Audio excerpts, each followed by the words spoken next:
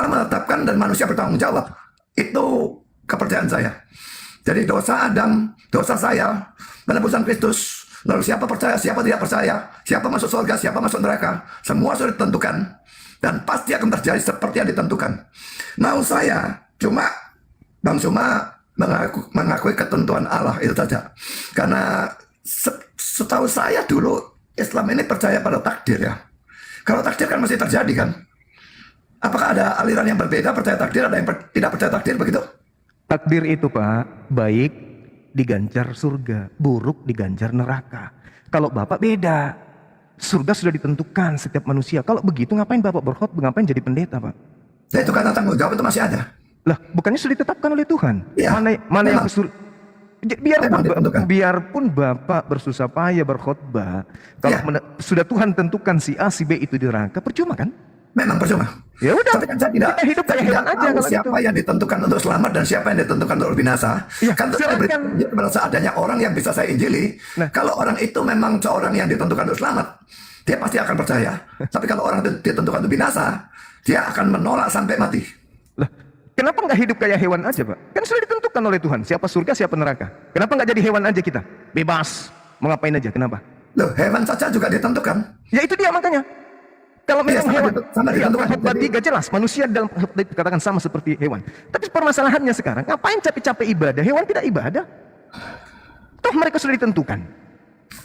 Tuhan yang menentukan. Tidak jadi hewan, karena saya ditentukan jadi orang. Nah, itu dia makanya. Maksud saya dalam hal ibadah, ngapain harus ibadah? Karena itu tanggung jawab saya. Loh, jadi ayat yang tadi saya bacakan kan memang bukan Bapak yang menentukan surga nerakanya seseorang, tapi Tuhan. Ya. Untuk apa Bapak berkhotbah? Untuk apa jadi pendeta? Karena itu tanggung jawab saya. Kan tidak tergantung dari tanggung jawab Bapak. Saya harus hidup. Saya harus hidup bukan menurut ketentuan Allah. Karena ketentuan itu saya tidak tahu. Saya ditentukan jadi pendeta, saya dulu juga tidak tahu. Berarti Anda jadi pendeta waktu saya membedakan kepada seseorang, saya tidak tahu apa orang ditentukan selamat atau ditentukan binasa. Maka saya harus membedakan Injil kepada semua orang. Untuk apa? Itu tanggung jawab saya. Untuk apa? Tapi memang kalau orang itu ternyata ditentukan Allah untuk selamat, dia akan percaya. Kalau dia ditentukan oleh binasa, dia tidak akan percaya sampai mati, sampai mulut saya berbusa. Dia tidak akan percaya. Sekarang kalau Bapak berkhotbah kepada orang-orang yang sudah percaya, sudah ditentukan ke surga, bermanfaat tidak? Bermanfaat. Kalau dia memang ditentukan percaya, dia akan percaya. Apa manfaatnya? Kan toh sudah tercatat untuk surga bagi mereka. Ngapain dihotbahi lagi? Allah bukan cuma menentukan tujuannya, tapi Allah menentukan caranya. Nah, itu sudah masuk. Artinya, bukan begitu Pak. Artinya kalau Bapak mengatakan menentukan, tapi ada caranya, berarti orang berusaha. Caranya ditentukan juga. Jadi siapa, misalnya ya, si A ditentukan selamat ya. Siapa yang akan menginjili? Karena orang tidak mungkin selamat tanpa dia mendengar Injil dan percaya pada Injil. Siapa yang menginjili? Itu ditentukan. Bagaimana diskusinya dalam penginjilan? Itu ditentukan. Ya sama aja berarti. Nggak sama. Nggak sama. Orang sekarang menurut Pak Pendeta, orang yang menyembah kepada Tuhan, apakah ditentukan untuk selamat? Orang tidak akan bisa menyembah Tuhan kalau dia tidak ditentukan untuk selamat. Maksudnya? Kalau dia menentukan saya selamat, dia akan membuat saya percaya dan saya akan menyembah dia. Berarti orang yang menyembah Tuhan itulah yang selamat, begitu kan? Iya.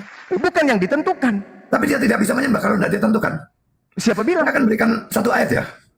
Kisah Para Rasul 13. Kalau sudah ditentukan, berarti manusia tidak lagi diupah berdasarkan perbuatan. Karena sudah ditentukan. Ini ya, coba ya, benar-benar ya. Saya akan bacakan Kisah Rasul 13 ayat 48 ya. Mendengar itu bergembiralah semua orang yang tidak mengenal Allah, dan mereka memuliakan firman Tuhan. Dan semua orang yang ditentukan Allah untuk hidup yang kekal menjadi percaya. Kalau orang tidak ditentukan Allah untuk hidup yang kekal, dia tidak akan percaya. Tapi di sini semua orang yang ditentukan Allah untuk hidup yang kekal menjadi percaya. Saya percaya pada penebusan Kristus karena saya dari awal, dari milu tak terhingga sudah ditentukan. Seandainya saya tidak ditentukan untuk selamat, saya tidak akan percaya. Orang akan nginjil saya sampai mulutnya berbusa, saya tidak akan percaya. Jadi gimana ya Pak ya? Orang percuma beribadah Pak kalau sudah ditentukan untuk neraka. Nggak percuma. Ya itu tanggung jawab. Saya katakan tanggung jawab ya. Iya, berarti Saya kembali akan lagi, menunjukkan ulangan 29. berarti kembali lagi kepada manusia, kehendak bebasnya. Wa qulil haqqu mir rabbikum, kebenaran itu datang dari Tuhan. Siapa yang mau beriman silakan, siapa yang tidak mau beriman silakan. Loh, itu kan sudah terjadi dalam sejarah. Ini saya bicara minus tak terhingga ya. Waktu itu orangnya belum ada. Minus tak terhingga. Jadi coba saya tunjukkan ulangan 29 ayat 29 ya. Hal-hal yang tersembunyi ialah bagi Tuhan Allah kita. Nah, rencana Allah itu tersembunyi, saya tidak tahu. Saya hidup sampai kapan saya tidak tahu. Itu bagi Tuhan Allah kita. Tapi hal-hal yang dinyatakan ialah bagi kita dan bagi anak-anak kita sampai selama-lamanya supaya kita melakukan segala perkataan hukum Taurat ini. Oke, baik. Hukum Taurat dinyatakan. Dan hidup saya harus sesuai hukum Taurat itu, bukan sesuai ketentuan Allah yang saya tidak tahu itu. Oke, sekarang menurut Yesus sendiri cara untuk memperoleh hidup itu apa, Pak? Menyerahkan segalanya kepada Tuhan atau mengikuti perintah Tuhan? Bukan, percaya. Kristen itu satu-satunya agama yang hanya berdasarkan iman, bukan perbuatan baik. Oke, baik. Tapi kenapa manusia dibalas sesuai dengan perbuatan? Pada penghakiman memang yang berdosa, yang tidak percaya, itu dihakimi perbuatannya. Loh, Yang percaya, dosanya tidak akan dihakimi karena sudah dihapuskan oleh darah Kristus. Maka mereka dihakimi perbuatan baiknya untuk mendapatkan pahala. Yohanes Tapi pahala itu 5, ditentukan juga. Yohanes 5 nomor 29. Dan mereka yang telah berbuat baik akan dibangkitkan untuk hidup yang kekal. Dan Ya, mereka saya yang tahu itu. berbuat buruk, berbuat jahat akan dibangkitkan untuk dihukum. Artinya perbuatan yang menentukan kita selamat, Pak. Baik, buruk. Enggak. Loh, dalil, Pak. Karena itu akan Yesus. bertabrakan ya dengan ayat-ayat yang menunjukkan bahwa percaya yang menyelamatkan. Yohanes 3:16 saya kira tidak usah saya bacakan ya. Yohanes 3:16 dan 18. Kalau kita percaya kita diselamatkan. Nah kalau Yohanes 5, 28, 29 diartikan perbuatan yang menyelamatkan, maka ini menabrakkan ayat dengan ayat. Dari Yohanes 5, 28 dan 29 harus diartikan orang yang tidak percaya itu tidak bisa berbuat baik. Nah dia ada perbuatan baik berarti dia orang percaya.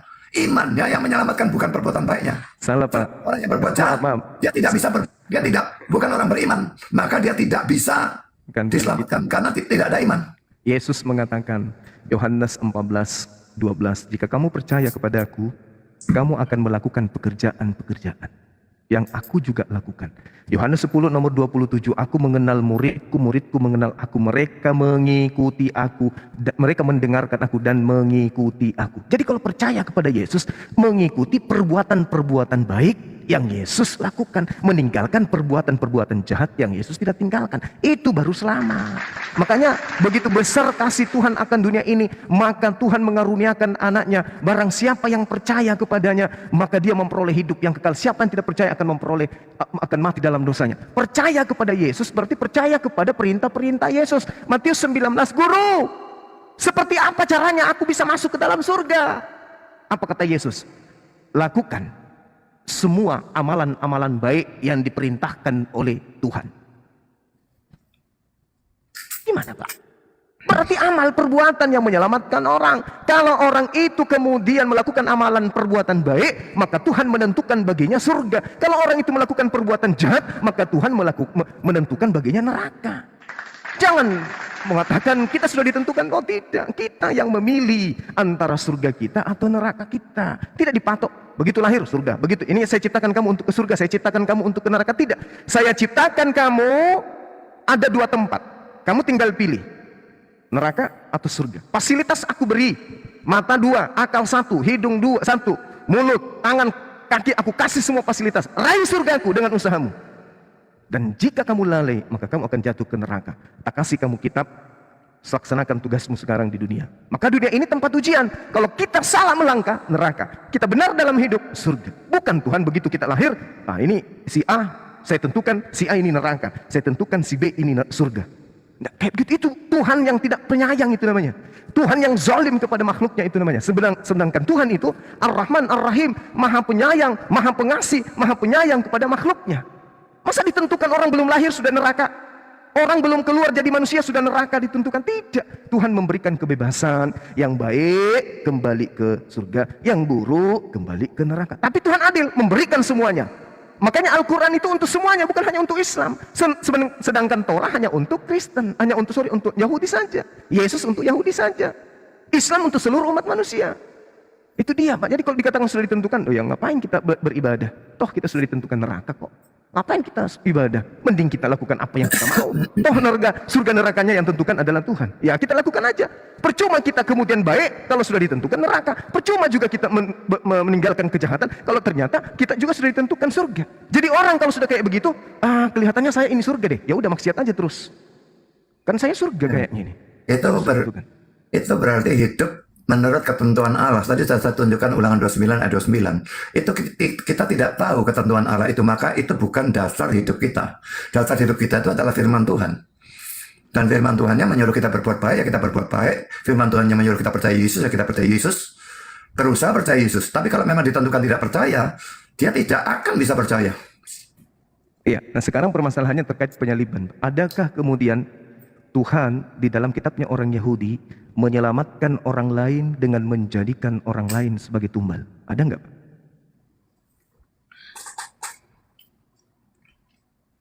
Ya Yesus saja. Saya minta dari Tuhannya, kan saya mengatakan tadi ada 3 stasiun. Pertama Yahudi, kedua Kristen, ketiga Islam. Di Yahudi terkait dengan penyaliban, karena penyaliban terjadi di tengah-tengah orang Yahudi. Adakah Tuhan berfirman bahwa keselamatan di luar Yahudi, yaitu Kristen, itu bisa diperoleh dengan menumbalkan anak manusia di atas salib? Apakah ada? Memang Yahudi pasti tidak percaya itu. Iya, mereka bukan Yahudinya maksudnya Pak. Ada firman Tuhan di kitab mereka yang mengatakan itu sampai mereka tidak percaya. Ada nggak di dalam kitab mereka bahwa keselamatan itu adalah menerima penyaliban orang-orang jujur, orang kudus di atas tiang salib? Ada nggak dalam kitab mereka? Dalam Yesaya 53.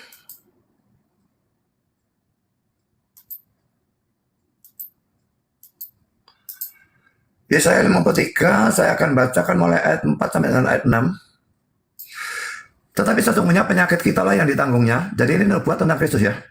Dan penyakit di sini bukan penyakit jasmani, tapi penyakit rohani, yaitu dosa. Dan kesengsaraan kita yang dipikulnya, padahal kita mengira dia kena tulah, dipukul dan ditindas Allah. Tapi dia tertikam oleh karena pemberontakan kita. Dia diremukkan oleh karena kejahatan kita. Jadi diampuni maksudnya, bukan sembuh jasmani. Kita sekalian sesat seperti domba. Masing-masing kita mengambil jalannya sendiri. Tapi Tuhan telah menimpakan kepada Yesus, kejahatan kita sekalian. Kalau mau dilanjutkan, bisa dia dianiaya, tapi dia membiarkan diri ditindas, dan tidak membuka mulutnya seperti anak domba yang dibawa ke pembantaian, seperti induk domba yang keluh depan orang-orang yang menggunting bulunya, ia tidak membuka mulutnya dan sebagainya. Jadi memang nubuatnya memang sudah ada, tapi tentu saja kalau saudara tanya kepada orang-orang Yahudi, mereka akan membelokkan arti dari ayat ini. Oke, sekarang gini Pak, kata kita di situ orang Yahudi atau untuk orang Kristen? Semua. Keselamatan dari Kristus itu, karya Kristus itu untuk semua bangsa. Menurut Kristen, oke, menurut Kristen. Ya, Matius 28:16 itu pergilah jadikan semua bangsa muridku. Murid itu sama saja dengan Kristen ya. Muridku. Jadi semua bangsa. Iya, jadi gini. Jadi Yesus bukan mati hanya untuk orang Yahudi atau orang Israel. Menurut Kristen. Dia mati untuk semua bangsa. Menurut Kristen. Tapi menurut Yahudi, Yesus mati untuk bangsa ini. Supaya tidak diambil tempat suci mereka dan tidak dirampas bangsa mereka dari Roma. Yang tadi Yohanes 11, nomor 45 sampai 53. Nah itu alasan Yesus dibunuh. Di situ Pak, sudah duduk ahli Taurat, sudah duduk orang Farisi, sudah duduk mahkamah agama, sudah duduk imam-imam kepala. Orang Yahudi semua sudah duduk. Mereka merembuk kemudian. Apa yang terjadi?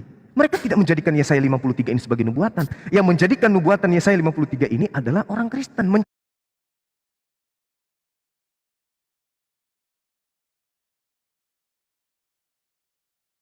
Kesaksian palsu. Jadi ini muncul belakangan, makanya saya katakan kita harus memisahkan alur waktunya antara penyaliban itu sebenarnya tidak ada hubungannya dengan orang Kristen. Nah, orang Kristen ini belakangan muncul menjadi penyaliban itu sebagai ajang penebusan dosa dan mengambil ayat-ayat di dalam kitabnya orang Yahudi sebagai cocokologi untuk menentukan itu. Padahal pada endingnya di rumah yang terjadi, di tuan rumahnya sendiri, Yesus itu dipersembahkan hanya untuk bangsa Bani Israel agar bangsanya tidak dirampas oleh orang Roma. Makanya Yesus mengatakan, celakalah engkau wahai ahli Taurat, celakalah engkau wahai orang Farisi, engkau menjelajahi daratan, engkau menyeberangi lautan, mentobatkan orang menjadi pengikut agamamu, dan setelah menjadi pengikutmu kau jadikan orang neraka dan 2 kali lebih jahat daripada engkau sendiri. Nah sekarang permasalahannya adalah, agama apa yang didirikan oleh orang Farisi, oleh ahli Taurat, di luar agama Yahudi. Agama itulah, kata Yesus, adalah orang neraka dan 2 kali lebih jahat daripada orang Yahudi. Menurut Pak Pendeta, agama apa yang didirikan oleh orang ahli Taurat di luar Yahudi? Ahli Taurat tidak mendirikan agama, ya Yudaisme itu. Lah, Matius 23 nomor 15, Pak. Kisah Para Rasul 24 nomor 5.